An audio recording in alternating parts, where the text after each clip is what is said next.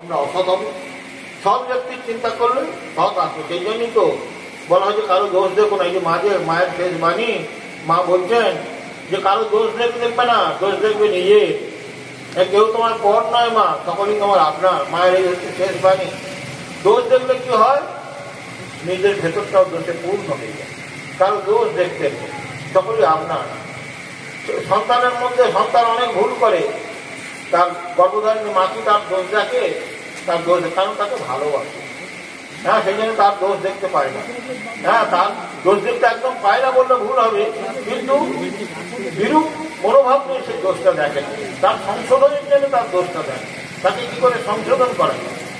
সুতরাং দোষ একদম দেখে না সেরকম নয়। দোষ দেখবে নিজের মানে, অপরের দোষ দেখবে না এটা মানে কি, বিরূপ দৃষ্টিতে তাকে দেখবে। তাকে ভালোবেসে তোমার যদি ক্ষমতা থাকে তাহলে তুমি তার দোষটা সংশোধন করে দাও।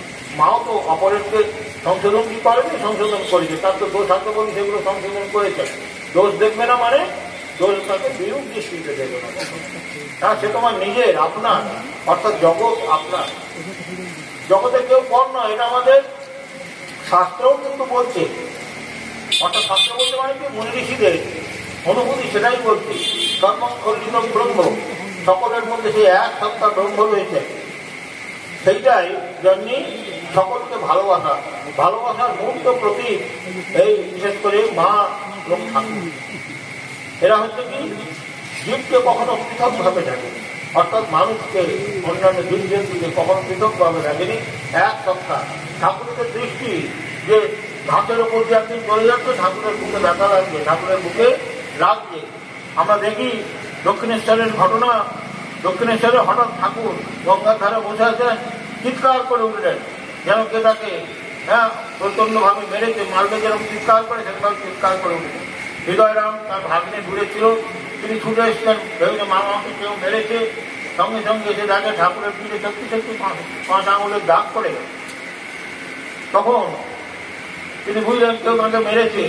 হৃদয়ের আগে গড়গড় করছে, মামা তোমাকে কি রাখে মাসকে ঠাকুরের গায়ে রাখে। এবং সেটা একদম, এই জিনিসটা আমাদের কাছে বোধগম্য নয়।